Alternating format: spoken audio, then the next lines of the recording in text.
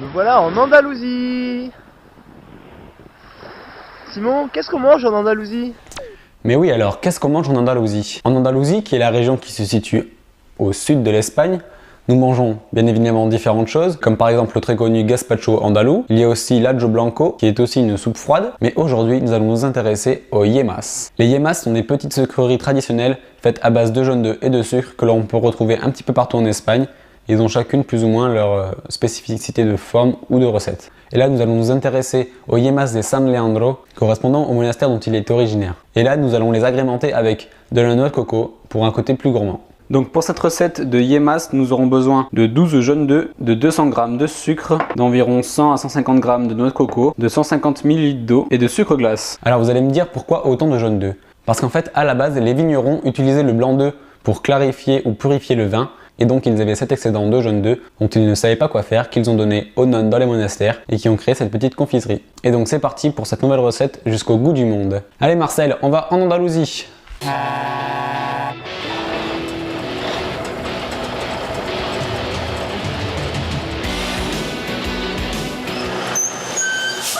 Donc pour commencer cette recette, nous allons mettre le sucre dans la casserole avec les 100 ml d'eau pour faire un sirop.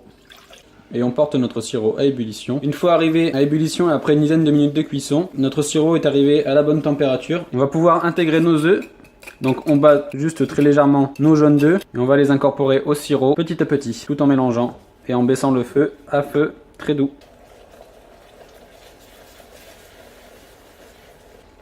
Et là on mélange sans cesse pour pas que ça n'accroche au fond de la casserole, en restant à feu doux pour faire cuire le jaune d'œuf avec le sucre. Et on va travailler cette préparation pendant quelques minutes jusqu'à ce que la pâte se décroche complètement de la casserole.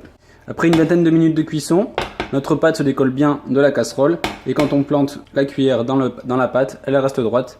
Ça veut dire que nous avons atteint la bonne consistance. Nous allons pouvoir la mettre à refroidir dans un plat et au réfrigérateur. Après 30 minutes au réfrigérateur, on récupère notre pâte que l'on va pouvoir retravailler pour former des petites boules et ainsi faire nos yemas. On va séparer notre pâte en deux pour en faire une partie nature au sucre et l'autre à la noix de coco. On saupoudre notre plan de travail de sucre glace et on forme un boudin. Après avoir fait notre boudin, on coupe en parts égales et on forme les petites boules avec nos mains.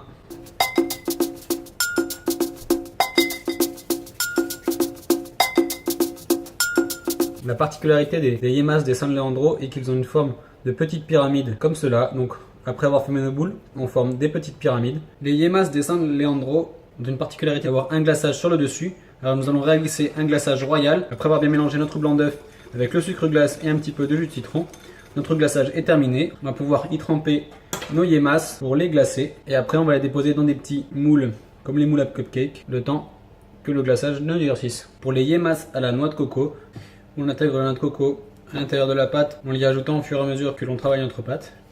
Après avoir intégré notre noix de coco, on va pouvoir former un boudin et ainsi former nos yemas en petites boules. On les passe ensuite rapidement dans le glaçage puis dans la noix de coco râpée pour former nos yemas à la noix de coco.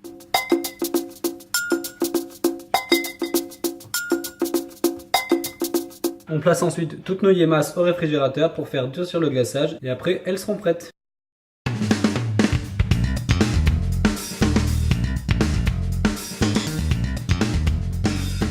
Et voilà, cette nouvelle recette est terminée, j'espère que cela vous a plu.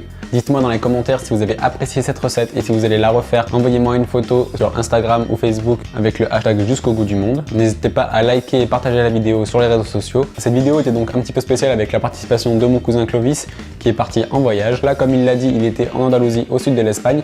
Donc nous allons continuer à le suivre dans ses aventures et j'essaierai de vous faire à chaque fois une recette du pays qu'il visite et je vous invite à aller suivre ses aventures sur son carnet de voyage sur le site MyAtlas dont je vous mets les liens dans la description. Moi je vous dis à bientôt pour une nouvelle vidéo pour partir jusqu'au bout du monde et bon voyage à mon cousin.